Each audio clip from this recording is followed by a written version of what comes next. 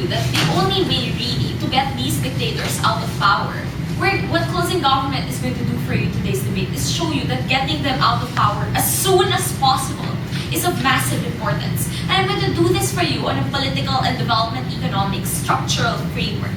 But before that, I have a couple of rebuttals for this side of the house that I'm going to bring up first. I have 4 distinct points of rebuttal. First, I want to talk about this entire idea of international persecution, and that's what we really mean. We think we have to be realistic about this debate because the kind of international persecution you're talking about exists really massively on the value of lip service. Beyond the fact that you've been able to prosecute and actually bring to justice no criminal in the history of the ICC, you have to take into consideration the fact that important political players like the United States haven't even signed onto the ICC. The fact that al-Bashir was a guest at the recent presidential inaugurations of South Africa. So the international goodwill you're talking about doesn't really exist. Because of that, we think it's fundamentally irresponsible for the international community to insist to force upon a people a legal and justice system that is grossly and massively ineffective, just so that they can say they are effective.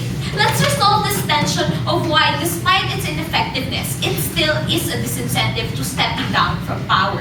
The fact that it is a disincentive, the fact that, the harms you advertise are so massive, these irrational dictators are forced to maintain as much power and monopolize and re-entrench themselves in that power as much as possible. So the huge disincentive you advertise it to be is precisely what contributes to its ineffectiveness. Couple that with the existing political climate, which is that the international community isn't willing to back up its claims of it being a huge disincentive and expound its political capital on getting these particular dictators, perhaps because they want oil from these countries, or because they have trade interests there, or they just don't want to have to deal with reconstruction efforts or aid efforts in those areas. We think, coupled with the political climate of the international community and the entrenchment of power of these dictators, your legal system is ineffective. We'd rather save lives because we think the best comfort possible is being alive. This side of the house conveniently forgets that individuals cannot exercise their individual rights if they are dead. And my second rebuttal for you is this idea of popular support. Apparently, people on the ground are going to be so outraged that you offered immunity to these individuals. We concede that there is going to be internal outrage, but there is internal outrage nonetheless when people are dying, and that's something you have to take into consideration. So it's just a matter of balancing. We go to the more contentious portion.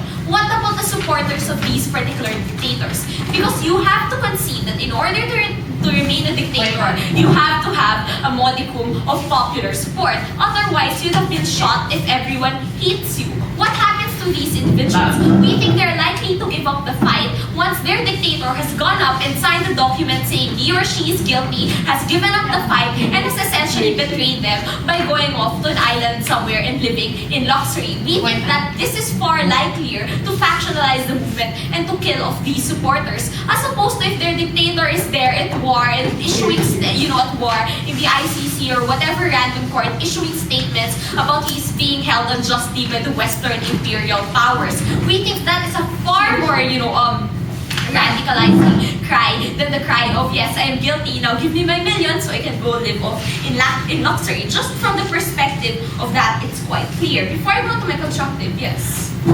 When you remove a dictator, you don't remove the systems that they entrench. Will this not result in a weaker, more vulnerable, failing government that weakens the face of democracy throughout? Thank you. That's precisely what leads me on to my first argument. I'm going to talk to you about the long-term economic and development and political harms of these dictators staying in power. We think the longer they are in power, the more they get to breed these particular institutions. These institutions, these political structures that they leave in place are massively harmed by the fact that they stepped down, that they told on all of their allies who are still in government, which you wouldn't have have in a place where you pray and hope to God that somehow you get all the information you want.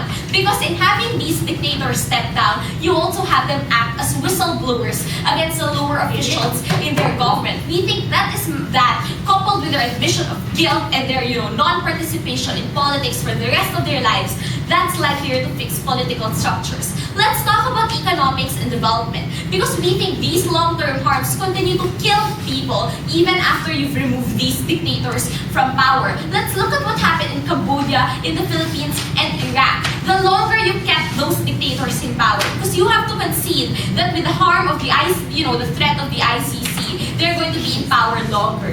Assuming you finally get them out of power, let's say 10, 15 years longer than we would have taken. Aside from the millions you kill in those 10 or 15 years, you also wreck the country economically and developmentally so much more. What happens in those 10 to 15 years? What happens when they're finally set free? It's much harder to compete. That's precisely what happened in Iraq, where inflation rates rose astronomically over the last 5 years of Saddam's regime. The same thing happened in Zimbabwe. In the early 2000s, inflation was in the high 50s.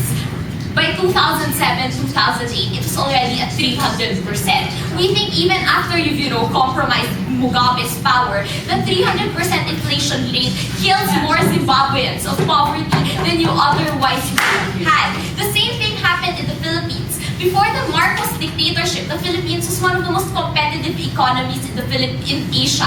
20 years under a dictatorship, and we aren't able to compete with the rest of Southeast Asia anymore. And a full third of the population lives on less than $1 a day. We think those are harms, long-term harms, that will continue long into the future that we don't want to risk.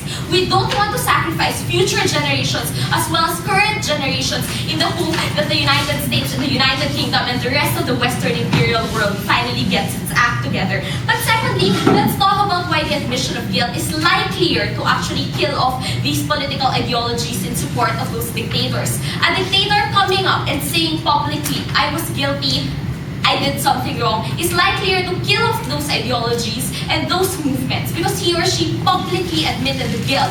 Whether you like it or not, these dictators have a support base. With a trial, there will always be someone saying, well, the trial was skewed, the trial was unfair, the trial was manipulated by the current leaders. With a dictator himself or herself admitting that he or she did something wrong, you have definitive admission of guilt there, definitive and conclusive admission of having done something wrong. These dictators will do that because they are inherently greedy people anyway, who are after their own self-interests. Thank you.